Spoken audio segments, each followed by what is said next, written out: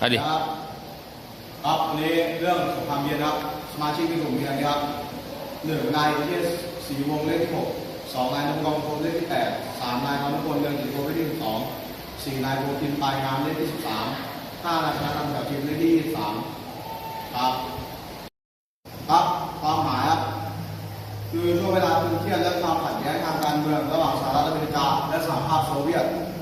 รวมถึงพันธมิตรของทั้งสองฝ่ายซึ่งเกิดหลังสงครามโลกครั้งที่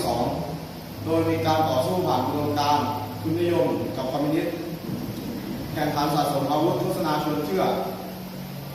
และสงครามตัวแทนเช่นสงครามเกาหลีและสงครามเวียดนามสาเหตุหลักมาจากความแตกต่างทางอุดมการณ์และการแข่งขันเพื่อครอบครองความเป็นผู้นำของโลกฝ่ายที่ 1 สหรัฐอเมริการะบบการปกครองประชาธิปไตย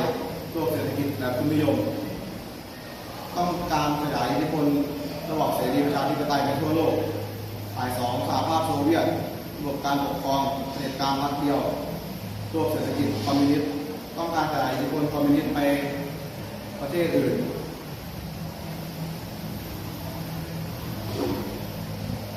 สาเหตุของสงครามเย็น 1. ความขัดแย้งทางอุดมการณ์สหรัฐอเมริกากับทุนนิยมบวกประชาธิปไตยสหภาพโซเวียตคอมมิวนิสต์บวกเผด็จการเดี่ยวทั้งสองต่างมองว่าอีกฝ่ายเป็นภัยคุกคามต่อระบบการปกครองของตนเอง 2. ความหวาดระแวงหลังสงครามโลกครั้งที่ 2หลังสงครามโลกถูกแบ่งเป็น2 ขั้วอำนาจและทั้งสองฝ่ายไม่เชื่อใจกันสหรัฐหวังว่าโซเวียตจะขยายลัทธิคอมมิวนิสต์โซเวียตหวังว่าสหรัฐจะใช้กำลังและอาวุธมาครอบงำ 3. การแย่งชิงอิทธิพลทั่วโลกทั้งสองพยายามแย่งกันเป็นผู้นำโลกสหรัฐส่งเสริมโลก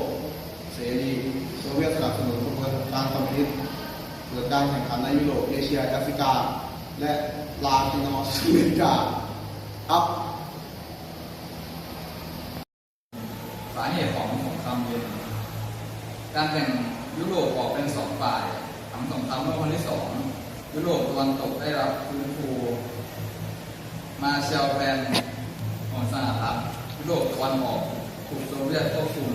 ซึ่งแบ่งนี้เรียกว่าม่านเหล็ก 5. การแข่งขันทางอาหารและเทคโนโลยีการสะสมอาวุธนิวเคลียร์การแข่งกันด้านอวกาศความพยายามของแต่ละฝ่ายทำให้ฝ่ายที่กังวลและขยายความขัดแย้งมากขึ้น 6. การจัดตั้งพันธมิตรทางอาหารสหรัฐโซเวียตยิ่งทำให้โลกแบ่งเป็น2 ค่ายชัดเจนลักษณะของสงครามเย็นครับเป็นความขัดแย้งระหว่างสหรัฐกับโซเวียตโดยไม่รบกันตรงๆใช้การแข่งขันทางการเมืองรวมการอาวุธนิวเคลียร์และเทคโนโลยีเกิดสงครามตัวแทนในหลายภูมิภาคแทนการสู้กันเองโลกถูกแบ่ง2 ขั้วอำนาจคือค่ายทุนนิยมและค่ายคอมมิวนิสต์ใช้เศรษฐกิจการทูตและโฆษณาชวนเชื่อเพื่อชิงอิทธิพลเหตุการณ์สำคัญนะครับเบอร์ลินบล็อกเขตโซเวียตปิดทางเข้าสู่เบอร์ลินตะวันตกหลังสงครามโลกครั้งที่ 2เบอร์ลินถูกแบ่งเป็นส่วนตะวันตกและตะวันออกโซเวียตปิดทางเข้าสู่เบอร์ลินตะวันตกเพื่อกดดันสหรัฐและพันธมิตรทำให้ประชาชนขาดแคลนอาหารและสินค้าสหรัฐและพันธมิตรตอบโต้ด้วยการขนส่งสิ่งของทางอวกาศเป็นเวลานานกว่า1 ปีเรียกว่าเบอร์ลินแอร์ลิฟต์เหตุการณ์นี้สะท้อนถึงความตึงเครียดระหว่าง2 มหาอำนาจโดยไม่ต้องรบโดยตรงโคเรียวอร์นะครับสงครามเกาหลีเหนือใต้สงครามเกาหลีเกิดขึ้นเมื่อเกาหลีเหนือโจมตีเกาหลีใต้เกาหลีเหนือได้รับการสนับสนุนจากโซเวียตและจีนส่วนเกาหลีใต้ได้รับการสนับสนุนจากสหรัฐและพันธมิตรการรบนี้เป็นสงครามตัวแทนของสงครามเย็นแม้สงครามจะสิ้นสุดด้วยการหยุดยิงแต่เกาหลีเหนือและเกาหลีใต้ยังคงแบ่งเป็น2 ประเทศจนถึงปัจจุบันวิกฤตจรวดนิวเคลียร์ที่คิวบาโซเวียตนำขีปนาวุธนิวเคลียร์ไปติดตั้งในคิวบาทำให้สหรัฐเกิดความตื่นตระหนกเพราะระยะยิงสามารถเข้าถึงเมืองสำคัญได้ประธานาธิบดีเคนเนดีตอบโต้ด้วยการปิดล้อมทางทะเล ค ความตึงเครียดนี้ทำให้ต่อไปครับความตึงเครียดนี้เกือบทำให้เกิดสงครามนิวเคลียร์แต่ทั้งสองฝ่ายตกลงเจรจาและถอนอาวุธออกไปเหตุการณ์นี้ถือเป็นจุดวิกฤตสูงสุดของสงครามเย็น เวียดนามวอร์สงครามเวียดนามสงครามเวียดนามเกิดขึ้นระหว่างเวียดนามเหนือสนับสนุนโดยโซเวียตและจีนและเวียดนามใต้สนับสนุนโดยสหรัฐ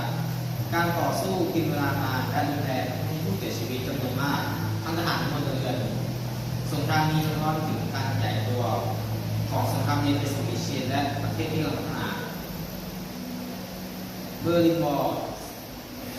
สัญลักษณ์การแบ่งโลกเป็นสองฝ่ายกำแพงเบอร์ลินถูกสร้างขึ้นเพื่อป้องกันประชาชนเยอรมันตะวันออกหนีไปยังเยอรมันตะวันตกเป็นสัญลักษณ์สำคัญของการแบ่งโลกเป็นสองฝ่ายระหว่างคอมมิวนิสต์และคอมมิวนิสต์การสร้างกำแพงทำให้เห็นความชัดเจนถึงความตึงเครียดและความขัดแย้งทางการเมืองในยุโรป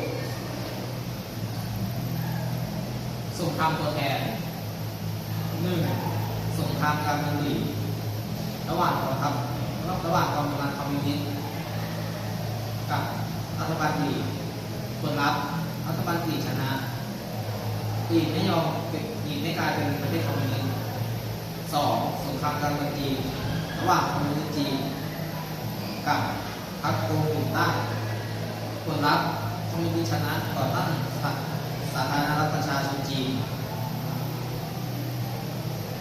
ก๊กมินตั๋งคอยไปตั้งรัฐบาลที่ไต้หวัน 3. สงครามอัฟกานิสถานระหว่างโซเวียตกับรัฐบาลคอมมิวนิสต์อัฟกานิสถานกับกลุ่มมูจาฮิดีนผลลัพธ์โซเวียตถอยทัพเป็นหนึ่งในปัจจัยที่ทำให้โซเวียตอ่อนแอและล่มสลายอัฟกานิสถานเข้าสู่สงครามภายในต่อเนื่อง 4. สงครามเกาหลีระหว่างเกาหลีเหนือโซเวียตบวกกับจีนสนับสนุนกับเกาหลีใต้สหรัฐสนับสนุนผลลัพธ์ไม่มีฝ่ายใดชนะเด็ดขาดเกาหลียังแบ่งเป็นเหนือใต้ถึงปัจจุบันเส้นแบ่งอยู่ที่เส้นฐาน 38 องศาผลกระทบของสงครามเย็นทำให้โลกแบ่งเป็นสองขั้วอำนาจระหว่างสหรัฐกับโซเวียตเกิดการแข่งขันอาวุธนิวเคลียร์และเทคโนโลยีอวกาศรวมถึงสงครามตัวแทนในหลายภูมิภาคส่งผลให้หลายประเทศโดยเฉพาะเอเชียตะวันออกเฉียงใต้เผชิญความไม่มั่นคงทางการเมืองและความขัดแย้งที่ยาวนานในช่วงสิ้นสุดสงครามเย็นสิ้นสุดลงเมื่อสหภาพโซเวียตอ่อนแอทั้งเศรษฐกิจและการเมืองมีการปฏิรูปภายในประเทศและยอมรับปรับความสัมพันธ์กับตะวันตกในที่สุดสหภาพโซเวียตล่มสลายในพ.ศ. 1991ทำให้ความตึงเครียดระหว่างสองขั้วอำนาจยุติลงถือเป็นจุดสิ้นสุดของสงครามเย็นครับ